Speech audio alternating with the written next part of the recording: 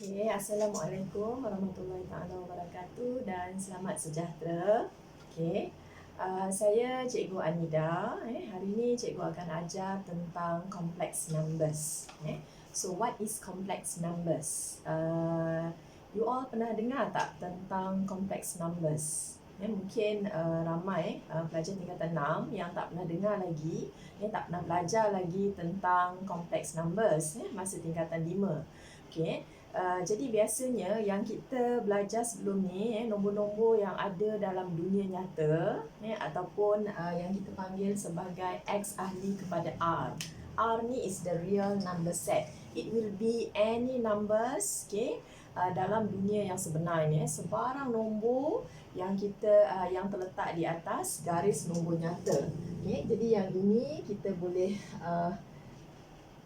katakan dia sebagai X ahli kepada R.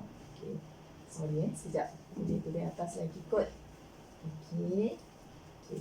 Jadi yang ini nombor nyata adalah X ahli kepada R. Jadi nombor-nombor ini kita boleh wakilkan dia di atas garis nombor nyata. Can be represented by a point on the real number line. So this is the real number line. Macam biasa tu yang macam kita ada paksi XY kan, macam ni paksi Y, and then sini ada paksi X. Ini adalah dipanggil sebagai real number line. So nombor-nombor yang ada kat dunia ni semuanya terletak di atas garis nombor nyata inilah. Alright. Jadi nombor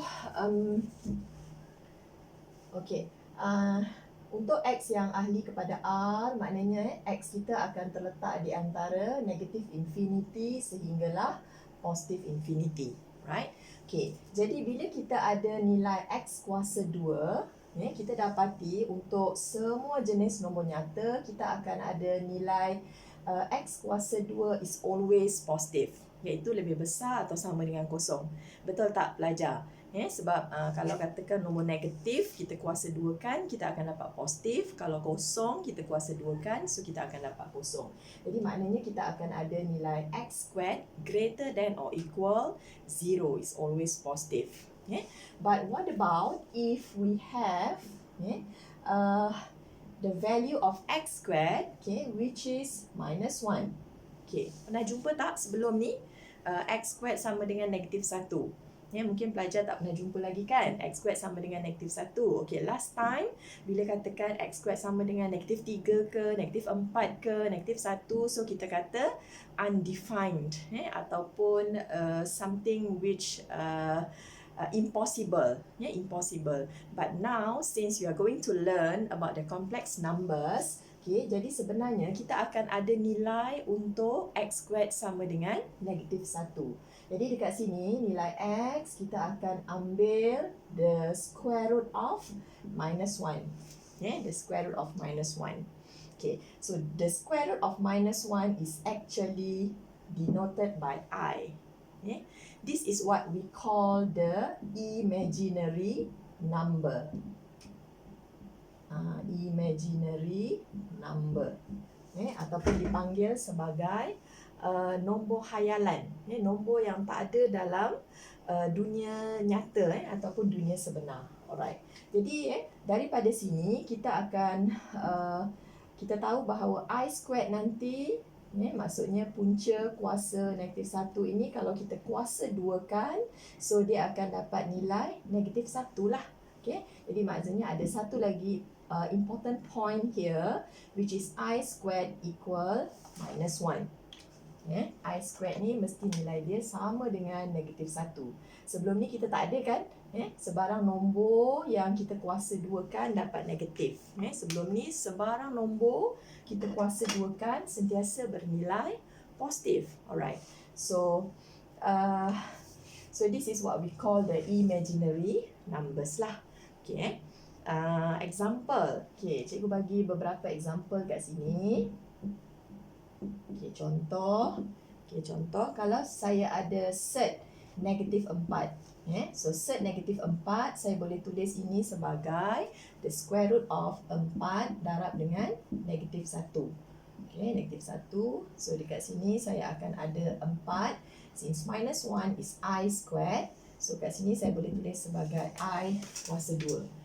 Okay. Jadi cert 4 itu adalah 2. Punca kuasa I squared itu adalah I. Okay. So cert negatif 4 is actually 2I. Okay. And then kita tengok lagi, katalah kita ada cert negatif 75. Okay. How to simplify this value? So kita akan ada 75 times minus 1. Okay. Jadi kalau nak ringkaskan lagi, kita boleh tulis sebagai 25 darab 3. Kat sini ialah I squared. Alright. So yang ini adalah 5 cert 3I.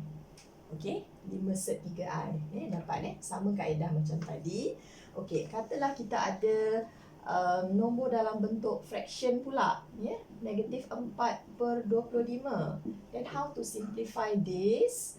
Okay, so ini samalah dengan, so kita boleh tulis ini sebagai 4/25. It's actually like this lah. Nanti kalau katakan dah biasa, kamu tak perlu lagi menulis begini. Ini supaya kamu faham. So kat sini ialah negatif 1. Okay, jadi maknanya saya akan ada 4/25. Negatif 1 is denoted by I squared. Alright, so this one is 2/5I. Alright. Okay, jadi kita ada sekarang beberapa nilai which are 2I kan kat sini, kemudian kita ada 5 cert 3I. Alright, then kita ada 2/5I.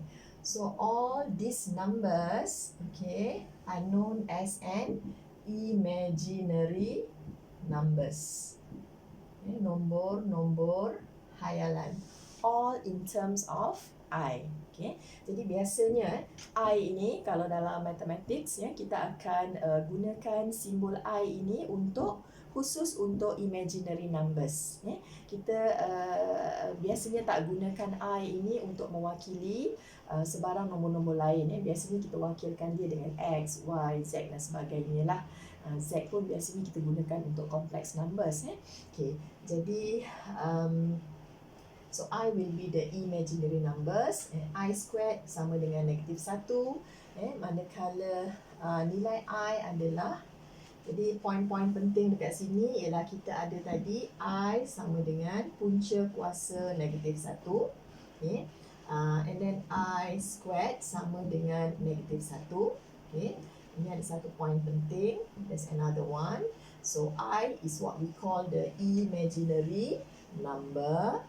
Right, and then if we have this type of numbers, so all the numbers can be simplified to 2I, 5 cert 3I, and then 2/5I, which are called the imaginary numbers. Okay, so sekian saja untuk introduction for imaginary numbers. Nanti kita jumpa lagi dalam sesi pembelajaran akan datang. Okay, terima kasih.